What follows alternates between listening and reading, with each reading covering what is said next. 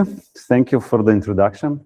Thank you, University CITAM Carlos for making this happen. We are really happy to do this here in Chile after a long, let's say, preparations. Before I'll dig into science, I would like to take you on a tour to, from where we come from. So, Tiasha and I, we come from a company called Aerosol Magis Scientific. We are located in Ljubljana. So this is in Slovenia. And, Slovenia is a small chicken-shaped country in the Central Europe, part of European Union. And the capital is Ljubljana, and this is where we come from. So this is where, let's say, one of the biggest research groups on black carbon is actually located, and also this is where the our instruments are developed and produced. I will do a bit of a presentation on Slovenia, but there will be a twist in the end, and this twist is the motivation on why we are here, actually. So first, let's start in the southwest of the country, where we have the coastline to the Adriatic Sea. For example, this is a really old medieval city called Piran. Now we're going north to the mountains. Slovenia has also on the, let's say, doorsteps of the Julian Alps, which are shared, of course, with Austria, Italy, and France. And for example, this is a lake Jasna. Jasna in Slovene means crystal clear water, as you can see. Now we're going south east. Slovenia is also a place of many castles, medieval castles. This one is located in the island in the middle of River Krka, and also the name Otočec in Slovene means a small island. Now the last one, it's the northeast. It's called, so like Chile, also Slovenia has a lot of vineyards. I don't know if the wine is as good as here. We tried some wines here and they were really good. Nevertheless, this photo is very well known. This was not done intentionally. The road is like that. The curve is there just because of the steepness of the hill. But if you take a photo from the right angle, you have this heart at the end. So remember heart, and remember a lot of greenery. And from there, our logo actually comes from. So the official Slovenian logo is, I feel Slovenia, I feel love. But there is a twist. Adriatic countries, or let's say Mediterranean countries, because of the climate change, are heating twice as fast as the global average. And if I play a little bit with this logo, and I move the bold letters one to the left, I get a future logo if we don't reflect on black carbon. So instead of feeling love, we can feel oven. And for example, yeah. And for example, the picture that was on your right side is actually an average day in Ljubljana in winter time. Okay.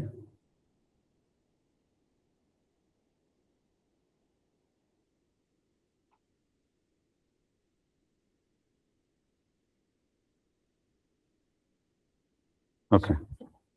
Oh, so again, I feel on. And I don't want this to be a pessimistic presentation. Actually, it's a very optimistic one because the science is clear. We have the tools and we need to act.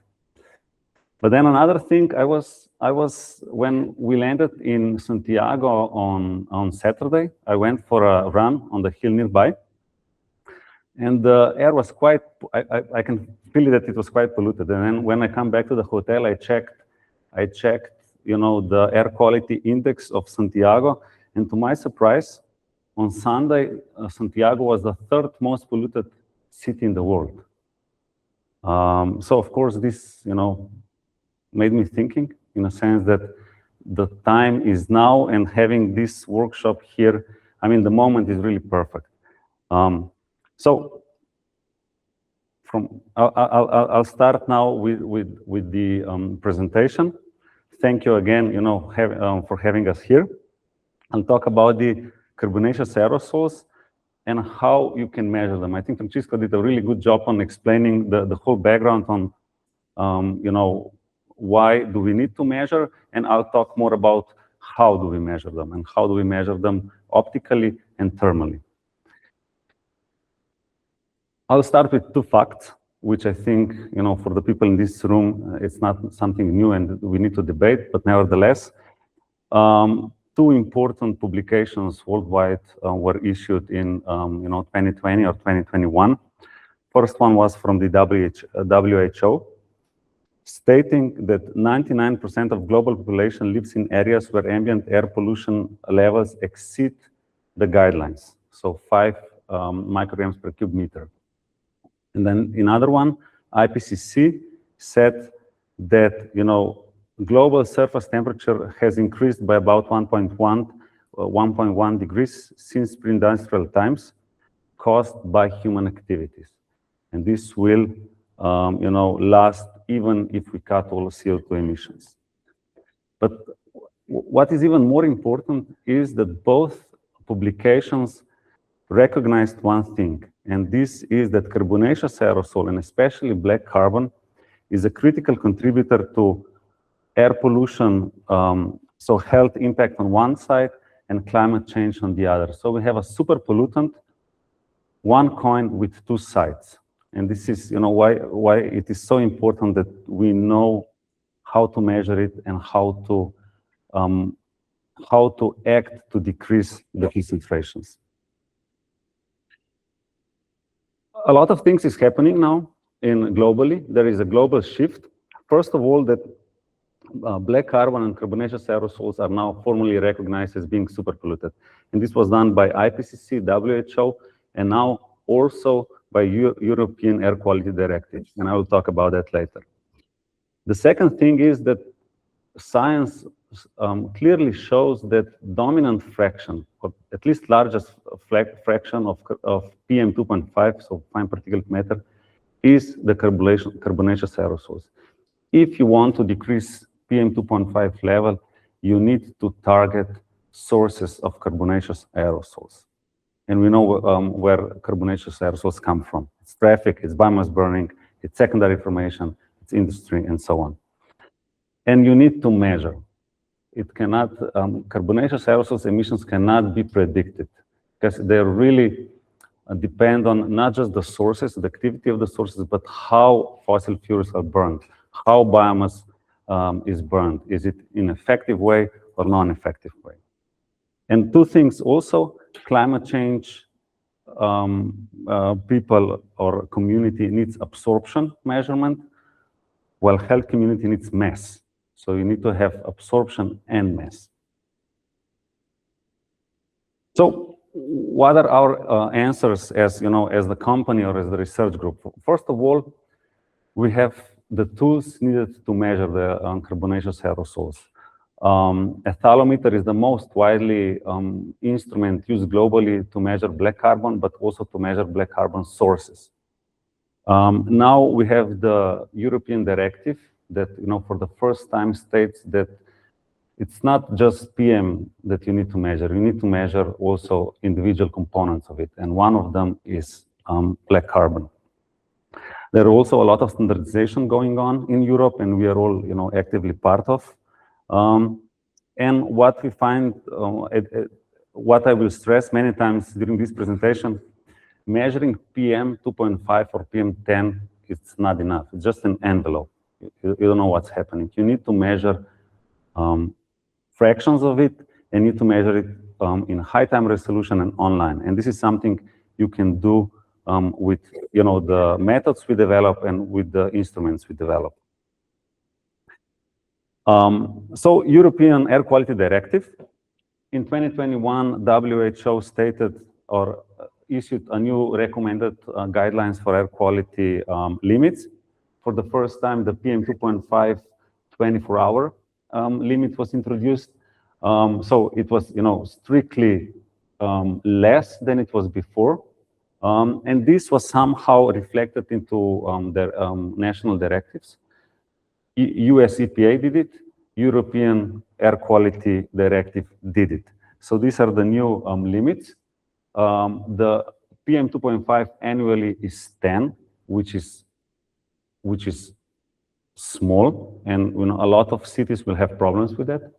And also the PM10 limits are now decreased. But what is really important is that the new European directive, which was adopted 2024, and now all the member states needs to achieve these limits by 2030, is that it includes measurements of black carbon. So all member states need to measure black carbon. It needs to be done optically. So this is where the phthalometer comes in. And with that also ultrafine particles, this is something Cisco mentioned, and oxidative potential. So I think this is a really important step forward. And back to PM 2.5 and carbonaceous aerosols, like I said, if you understand carbonaceous aerosols, you will understand your PM 2.5 concentrations. Looking at this map here, you will see that most of the cities worldwide exceed the guidelines from WHO, exceeding it for 2 times, 3, 4, 5 times, even 10 times.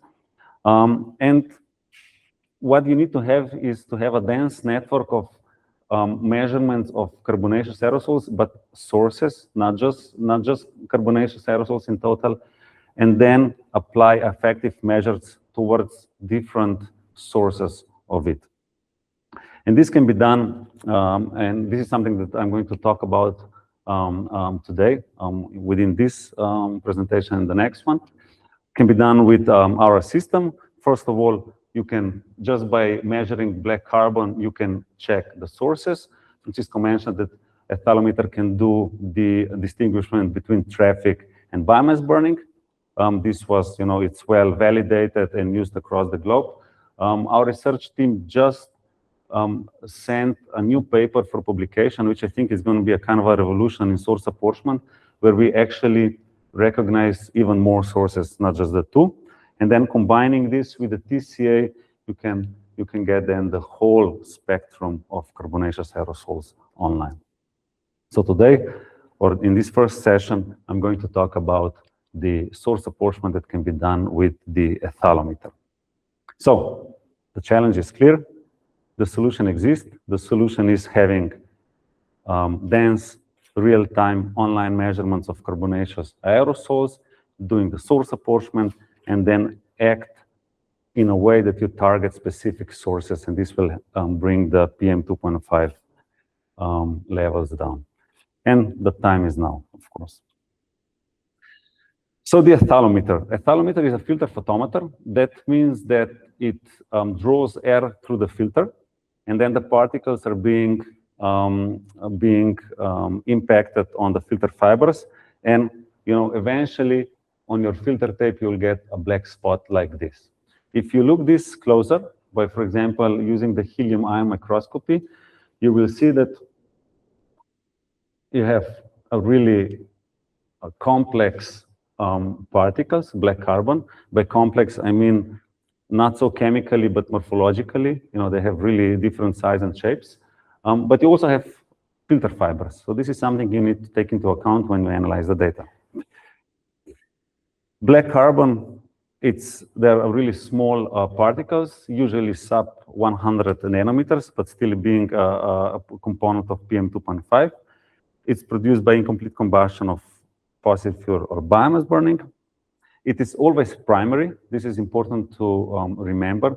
That means that tracking the black carbon back, it will get you back to the original source. And it has an impact on climate and impact on public health, like it was mentioned in the previous presentation. Like I said, even if you have the same source, how this source will be combusted, or how this fossil or carbonaceous fuel will be combusted, it will bring totally different chemical, morphological, optical properties of the aerosols. For example, this is a picture of diesel emission, which is a highly efficient combustion, I would say. While if you do biomass burning, it really depends if this is burned in an efficient way, like flaming, or if this is burned inefficiently, lack of oxygen, which will bring smoldering. You see total different properties, but this is actually something that helps us to distinguish between both of them. The thalamometer performs the absorption measurement.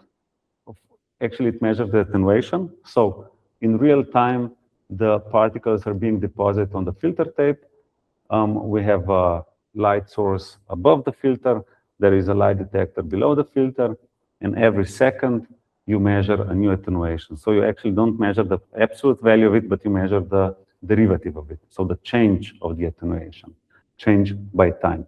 From this, you can get the absorption coefficient, and from that, you get black carbon in mass. How can you do that? First of all, like I said, light source, sensor, you measure the attenuation, and compare it to the white spot on the filter. You have a reference point, you have a black or gray spot, and by that you get attenuation. Something that we are really proud on, and you know that is a big change or difference to the other manufacturers of filter photometers, is that we use this dual spot approach. So we actually divide the flow into two flows, a smaller flow and a larger flow, and we measure two spots simultaneously. Why is this important? It's because of the loading effect. Loading means that when you get the spot darker and darker, you are less sensitive to the new aerosols that come on the filter, right? And this will mean that your attenuation measurement will not correspond to the actual black carbon measurement. So it won't be linear, but it will be saturated at some point. So what we do, we measure at two spots with two different flows, but we're measuring the exact same aerosols. Now we have two equations, two unknowns. One of the unknowns is the loading, and by that, in real time, you get the real black carbon results. Once you have the attenuation measurement, so this is attenuation to time, multiplied by surface divided by flow, and you use this equation or the compensation for the loading, you get the attenuation. From the attenuation, if you assume the right C value, so the C value actually is a multiple scattering parameter, which takes into account scattering on the fiber filters. So as I mentioned in the first picture, there are aerosols which are attached on the fiber filters, and also the fibers will bring something to the attenuation. So when you divide it by C and multiply it by the appropriate MAC, MAC is the MAC absorption cross-section, at the end you get black carbon mass. So this is in nanogram per cube meter. You can do this at one wavelength, but like it was mentioned before, if you do at several wavelengths, you can describe the function by angstrom exponent. So this is how at the end the measurement looks like.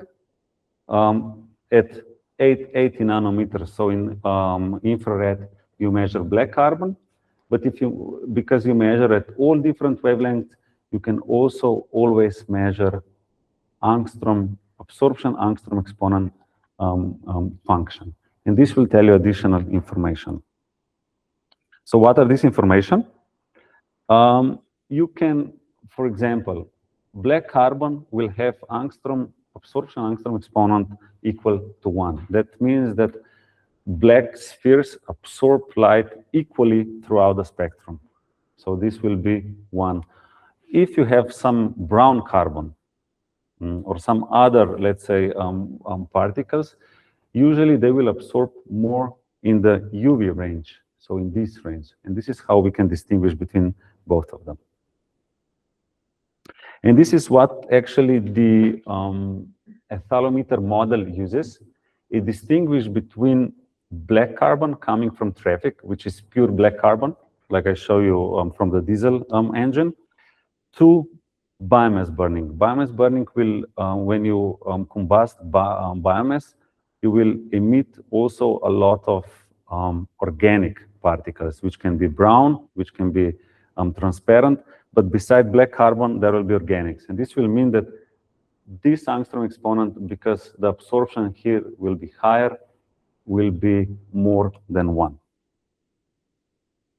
So in real time, a thalamometer can actually distinguish between 2 sources. If you look, so this is, for example, a diurnal profile. Diurnal profile means an average of, different days, let's say 1 month of measurements. You average all of the measurements to 1 day. And this gives you a picture of what's happening with the sources at your location. And if you only measure black carbon, you will get something like that. And you have one peak in the morning and have another peak in the evening. And of course, questions are asked here. Why, for example, this peak doesn't go down in the evening? Why, why you have a decrease of concentrations in the midday and so on? And this is a graph of, let's say, winter measurement, where you also have other sources present. So if you apply a thalamometer model in it, you'll get something like this. So you can have a clear distinguishment between black carbon fossil fuels, so that means black carbon coming from traffic, and black carbon coming from biomass burning, which is used for household heating. And now, the picture is a bit clearer. So you have the morning rush hour peak, you have the afternoon rush hour peak, and then you have the peak of biomass burning in the evening, so where the people come home and start heating their homes. Of course, everything is connected to the meteorology, to the height of the boundary layer, if there are winds, and so on. So usually, that's why there is a decrease of concentrations in the midday, because the boundary layer, because of the convection, gets higher, and that means dilution of the particles. While during the night, boundary layer stays low, and that's why you also have high concentrations during the night, although the activities, the sources are actually not so active. So then you can compare your measurements for different seasons, and you'll get, of course, different results. And this is where I'm talking about, having measures target for different sources. For example, in summer, this is Europe. The only emission that will come of black carbon will be, traffic to peaks due to rush hours, while in winter, you have a really large contribution of black carbon coming from biomass burning. But now I'm only talking about black carbon. If you would add organics to it, and this is something we're going to see with total carbon measurements, you will see that this actually brings 50% to the whole PM 2.5, or even 60 or 70. So biomass burning in picture of mass brings a lot to the picture, actually. So now going from black carbon, let's shift also to organic carbon. Organic carbon or organic aerosols are all aerosols that include carbon as well, but it's not just carbon as with black carbon. It's other elements like hydrogen, oxygen, nitrogen, sulfur, and so on. They're not chemically inert as black carbon. So when they're released to the atmosphere, aging happenings bleaching happens, and all of other things. So they're not really as inert as black carbon. So you need to take this into account. And they're much more complex. So there are millions or billions of different molecules that are at the end composing organic aerosols.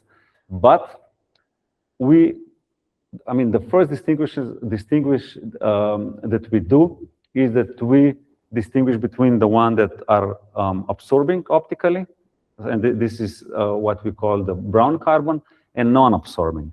And brown carbon is something that you can also detect by using appropriate measurements with the thalamometer. So now the whole scheme of what's happening, black carbon having 2 sources, then organic aerosols, which can be primary, so that having the same sources as black carbon, but also some biogenic ones, and then secondary. Secondary are the ones that are formed in the atmosphere, either via photooxidation with some nocturnal processes, and so on. So for this, you need gases first, and then the particles will be somehow formed. And both, so secondary and primary, can absorb light. So this is a bit of terminology.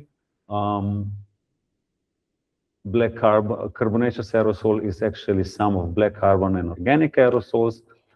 And organic aerosols are then brown carbon and non-absorbing organic aerosols, while black carbon and brown carbon are the ones that absorb light.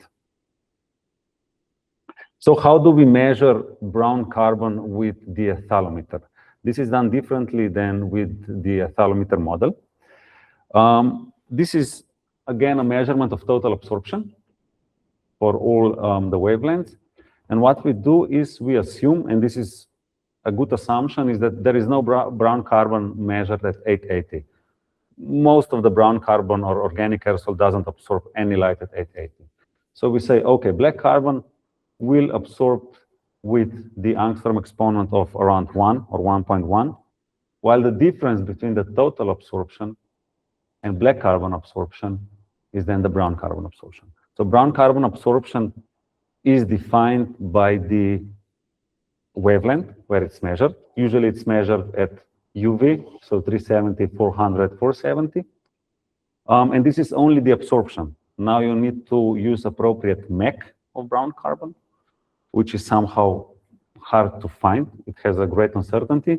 And from there, applying appropriate MEC to this absorption, you will get brown carbon mass. So a bit of on the brown carbon sources.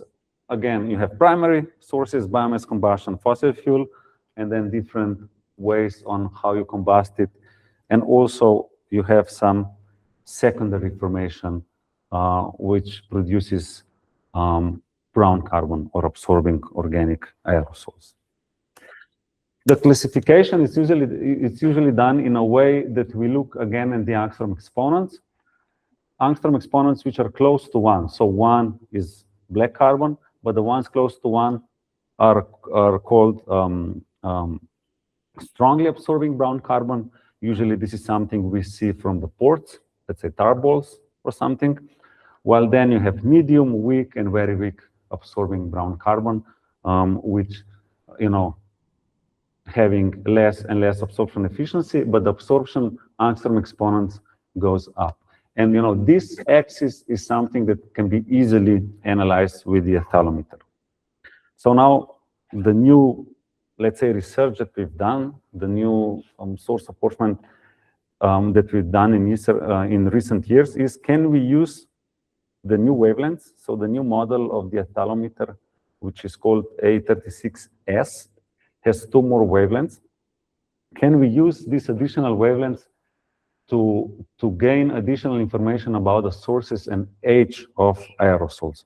So, coming from a ethalometer model, which somehow distinguishes only 2 sources, to some continuum spectrum where we can really see different brown carbons, different ages of brown carbon, where we can see black carbon separately, and even mineral dust. So this is something our research group, which is led by Dr. Asta Gregoric, did a lot of investigation. We did a lot of campaigns within Europe, and we would be happy to collaborate with this model also here in Chile. I think it's a really nice, let's say, mixture of aerosol to do that. So first, it's just going back. Why spectral absorption matters? First of all, at 880, you will get black carbon. If you use additional wavelengths, you will get the source apportionment based on a ethalometer model. But with the new 9 wavelengths, there are some additional information which are hidden in the spectrum. Yes. Okay. So the idea with this new method is not using 1 angstrom exponent to rule them all, but 2. Because what we found out is that usually if you have some complex mixture of aerosol, you cannot describe the whole spectrum with 1 angstrom exponent. Usually there is a kink in between, like this. So what we said is, let's have a different exponent function for the long wavelengths, so the orange one, and let's have one for the shorter wavelengths. And then we added a really extreme UV LED to the new ethalometer at 340, which, as you can see, it doesn't behave like all the others.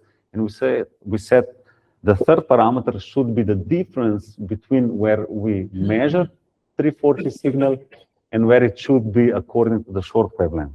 So now we have this 2D graph, or actually a 3D graph, where in one axis you have the long angstrom exponent, short axis, y-axis is the short angstrom exponent, and the third dimension is now the 340 signal.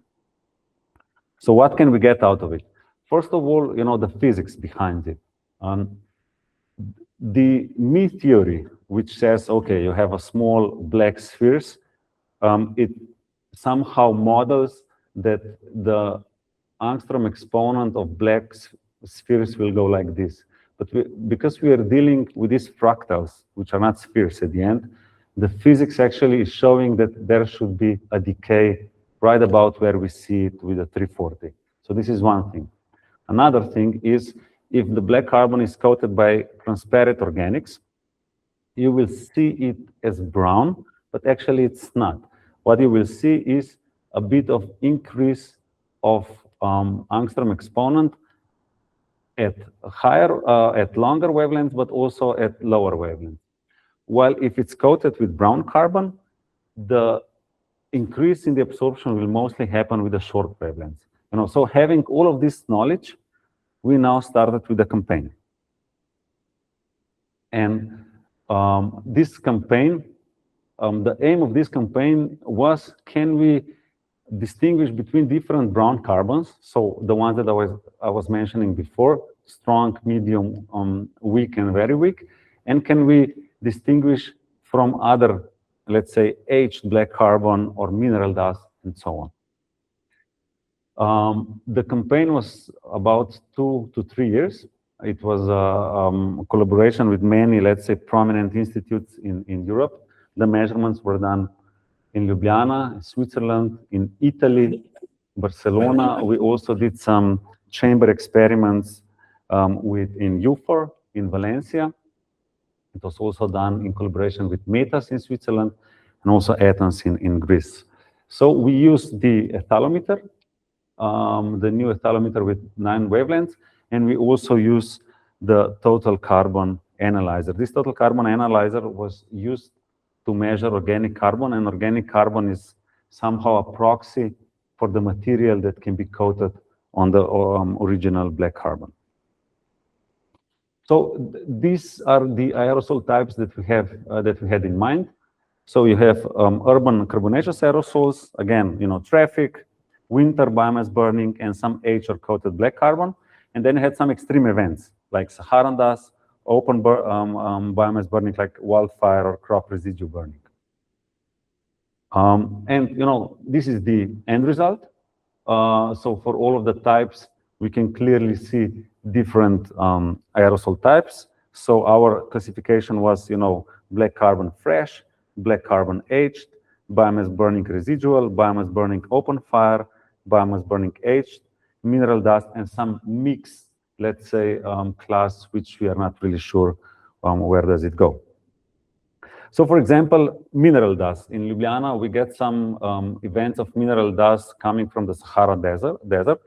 And this is classified usually or distinguished from normal events by comparing the PM10 to, for example, BC or TC. And you can see that here PM10 really went up, mass went up because of the mineral dust, while the TC stayed down. So this is somehow a clear evidence of the. So looking at this 2D plot of the ethalometer, you can clearly see that for the events which are marked as a mineral dust, the measure points were here. So the angstrom exponent at short wavelengths really lower wavelengths stayed the same. So it was really this kink. So we can clearly distinguish what is mineral dust and what are the carbon events like traffic and environment. And these are then for the old cities. This.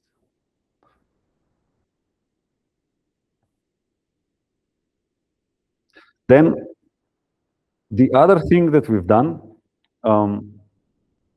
is looking at the whole picture of the carbonaceous aerosols. And what we can see is, looking at the organic carbon to black carbon, that there are some differences. So below this line, which is, I think, 1-to-1 line, we can see a lot of measurements which have a really high organic carbon, while all the urban sites are somehow between these two lines, so 1-to-1 and 2-to-1 lines.